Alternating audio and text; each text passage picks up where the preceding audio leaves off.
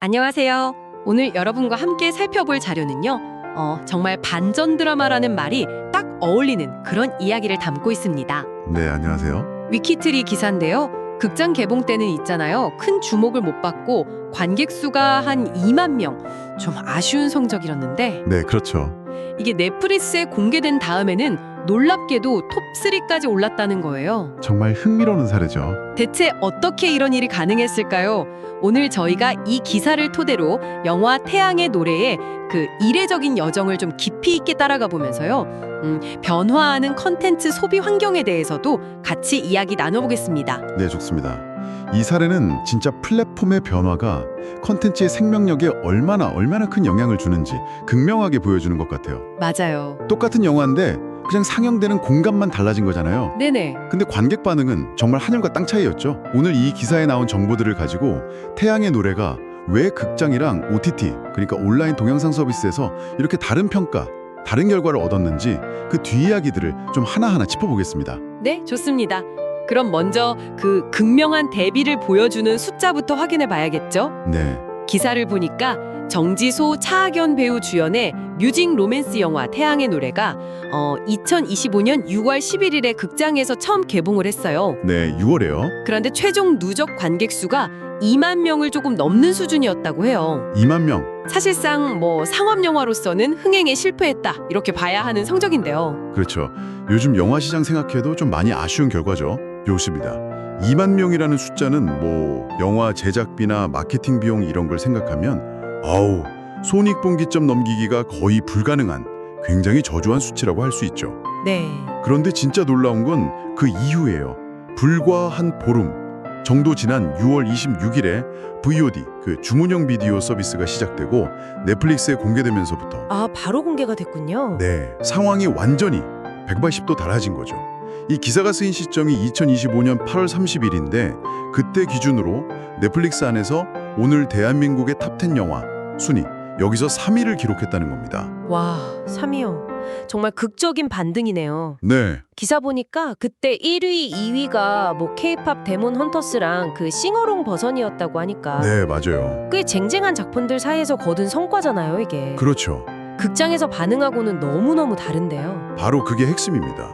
극장이라는 공간에서는 관객들 시선을 확 사로잡지 못했던 영화가 넷플릭스라는 다른 데서는 상위권에 오를 만큼 매력적인 컨텐츠로 받아들여졌다는 거죠. 대체 어떤 매력이 있었길래 이런 역주행이 가능했을까요? 저도 그게 궁금했어요. 네, 영화 태양의 노래 자체에 대한 이야기를 좀 더 해봐야 할 것 같은데요. 네네. 기사 내용을 보면 이 영화가 햇빛에 볼 수 없는 희귀증후군, 그 XP라고 하죠. 색소성 건피증, 이걸 앓는 소녀 미소라고, 낮에는 과일 트럭 몰고 밤에는 노래하는 청년 민준의 만남, 이걸 그린 뮤직 로맨스라고 소개가 돼 있어요. 네, 설정부터가 좀 아련하고 서정적인 느낌이 딱 오죠. 맞아요. 밤에만 나갈 수 있는 미소리랑 민준이가 음악을 통해서 서로에게 힘이 되어주고 사랑과 꿈을 키워나가는 그런 이야기. 네, 사실 이 이야기가 완전히 새로운 건 아니에요. 아시겠지만 아, 그런가요? 원작이 일본 작가 텐카와 아야의 동명 소설이거든요. 어허.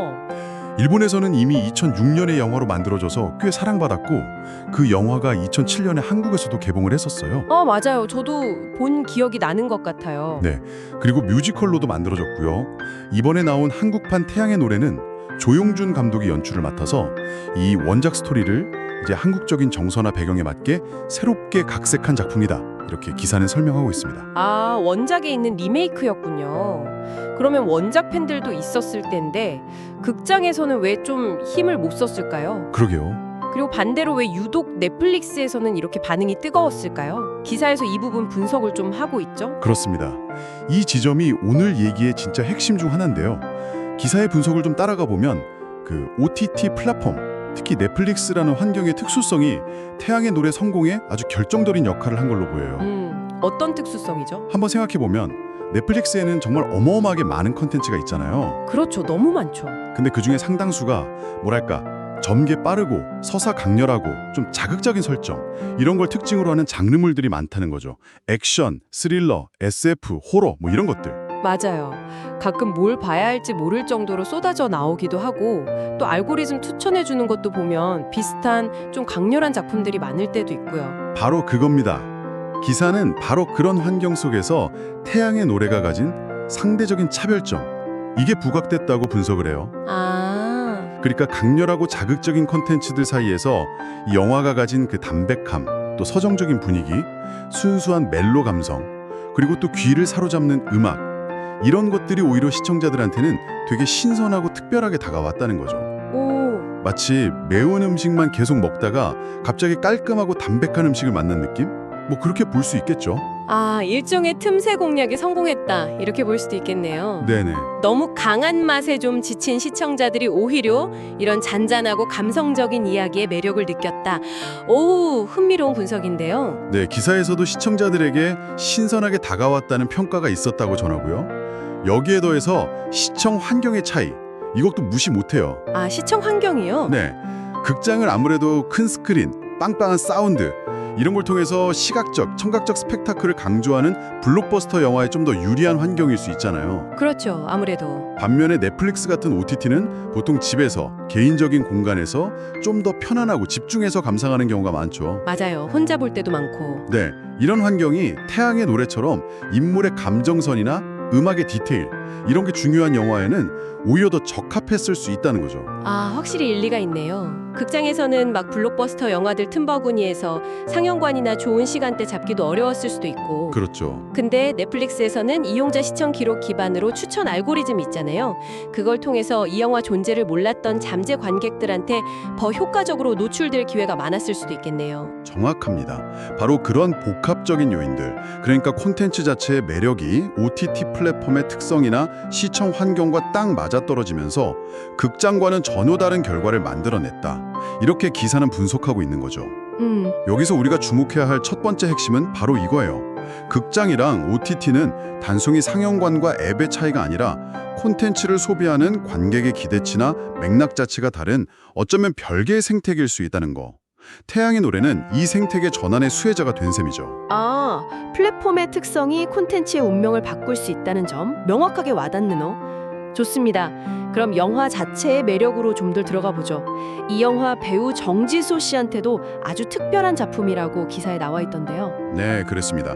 정지소 배우, 그동안 드라마 방법, 지옥, 그리고 특히 더 글로리에서 어린 문동훈 역으로 진짜 강렬한 인상을 남겼잖아요. 네, 맞아요. 연기 정말 잘했죠. 네, 연기력으로 계속 주목받아 왔는데 이 태양의 노래가 바로 스크린 첫 주연작이라고 합니다. 아, 첫 주연. 네, 첫 주연작에서 그 햇빛 피해서 밤에만 활동해야 하는 소녀 미솔의 복잡하고 섬세한 감정, 이걸 아주 잘 표현했다는 평가를 받았다고 기사는 전해요. 연기뿐만 아니라 또 다른 재능도 보여줬다고요. 맞습니다. 기사에 따르면 정지소 배우가 극중에 미솔이 부르는 OST가 있거든요. 그중 4곡에 직접 보컬로 참여를 했대요. 와, 4곡이나요? 네, 그냥 연기만 한 게 아니라 노래 실력까지 보여주면서 캐릭터랑 싱크로율을 확 높인 거죠. 이게 또 뮤직 로맨스라는 영화 장르를 생각하면 되게 중요한 부분이잖아요. 그렇죠. 와, 더 글로리에서의 모습과는 또 완전 다른 매력을 보여줬겠네요. 네, 그리고 음악 얘기가 나왔으니까 말인데요. 이 영화에서 음악 역할이 정말 중요했다고 하죠. 네, 기사가 음악의 중요성을 아주 강조하고 있습니다. 특히 음악 감독으로 참여한 인물이 좀 눈에 띄는데요. 누군가요? 바로 그 남매 듀오 악뮤 AKMU의 이찬혁 씨입니다. 아, 악뮤의 이천혁 씨요. 네, 워낙 독창적인 음악 세계로 유명하잖아요.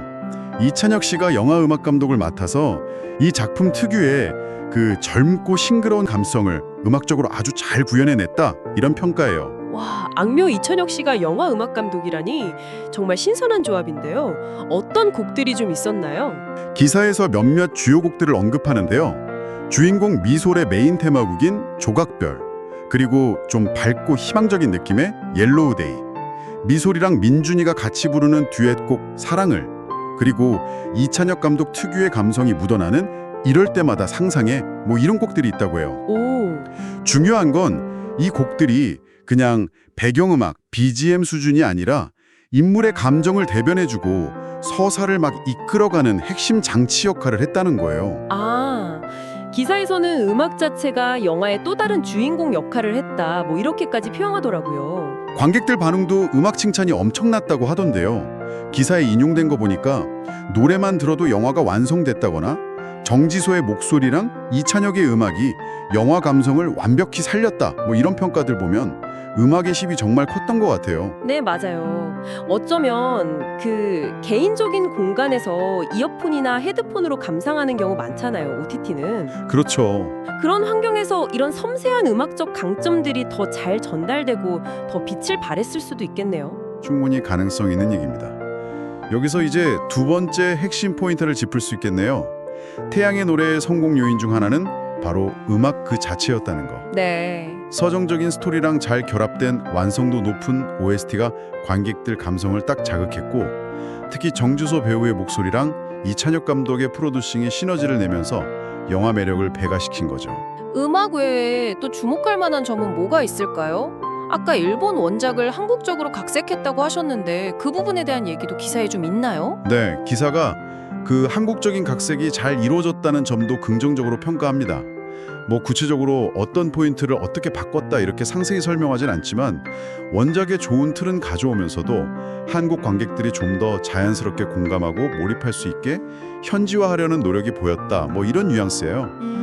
조용준 감독의 연출, 그리고 아까 얘기했던 이찬혁 음악 감독의 참여, 이런 게 한국적인 색채를 더하는데 기여하지 않았을까 싶고요. 주연 배우들 말고 다른 배우들 역할도 중요했을 것 같은데요? 물론이죠. 기사 보면 배우 정홍인 씨, 진경 씨 같은 베테랑 연기자들이 딱 중심을 잡아주면서 안정감을 줬고, 또 권한솔 배우나 다른 조연들도 각자 역할을 잘하면서 힘을 보탰다 이렇게 언급하고 있어요. 아, 그렇죠. 탄탄한 조연들이 받쳐줘야 주연들 이야기도 더 살잖아요. 맞습니다. 그래야 이야기가 더 설득력 있게 다가갈 수 있죠. 남자 주인공인 차학견 씨에 대한 언급도 있었죠? 네, 아이돌 그룹 빅스 VIX 출신으로 꾸준히 연기 활동해온 차학견 배우에 대해서도 기사는 긍정적인 평가를 내려요. 극 중에서 낮에는 과일 장사하고 밤에는 버스킹하는 청년 민준이 싱어송라이터로 이렇게 성장해 나가는 과정이 있잖아요. 네. 그걸 되게 진솔하고 자연스럽게 연기하면서 배우로서 스펙트럼을 넓혔다 이런 평이에요. 정지소 배우와의 그 감성적인 호흡, 이것도 영화의 중요한 부분을 차지했을 거고요. 결국 이런 배우들의 앙상블, 노력, 그리고 완성도 높은 음악, 한국적인 정서를 담아낸 각색, 이런 것들이 잘 어우러져서 OTT에서의 성공이라는 결과로 이어진 게 아닌가, 뭐 그렇게 볼 수 있겠습니다. 종합해보면 극장에서는 큰 빛을 못 봤지만 태양의 노래는 분명히 사람들 마음을 움직일 만한 매력적인 요소들을 충분히 갖춘 영화였다는 거네요. 네, 그렇죠. 다만 그 매력이 제대로 발현될 수 있는 환경이 극장보다는 OTT 플랫폼 쪽이었던 거고요. 바로 그렇게 정리할 수 있겠습니다. 컨텐츠 자체의 잠재력, 그리고 그게 소비되는 플랫폼이나 환경 사이의 궁합, 이게 얼마나 중요한지를 보여주는 아주 흥미로운 사례 연구라고 할 수 있죠. 네. 어쩌면 극전 개봉 때는 뭐 대작들 홍보 물량이나 스크린 확보 경쟁에서 밀렸을 수도 있고, 또 관객들이 극장에서 기대하는 영화 종류랑은 조금 거리가 있었을 수도 있고요. 하지만 넷플릭스에서는 오히려 그런 점들이 차별점으로 작용하면서 숨겨진 매력이 재발견된 거다, 이렇게 볼 수 있겠죠. 자, 오늘 저희는 위키트리 기사를 통해서 극장 관객 2만 명에서 넷플릭스 톱3로 그야말로 역주행 신화를 쓴 영화 태양의 노래의 특별한 이야기를 자세히 들여다봤습니다. 네. 같은 콘텐츠인데 플랫폼이라는 변수를 만나서 전혀 다른 생명력을 얻게 되는 과정.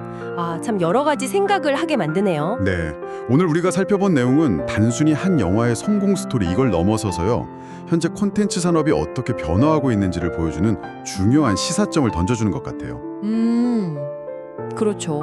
콘텐츠의 절대적인 질도 물론 중요하지만 그것만큼이나 그 콘텐츠가 어떤 채널을 통해 어떤 맥락에서 또 어떤 방식으로 소비자와 만나느냐, 이게 성공을 좌우하는 핵심 변수가 될 수 있다는 사실을 다시 한번 확인시켜 준 거죠. 맞아요. 특히 태양의 노래처럼 특정 플랫폼의 환경과 기가 막히게 잘 맞아떨어지는 콘텐츠는 정말 예상치 못한 성공을 거둘 수도 있다.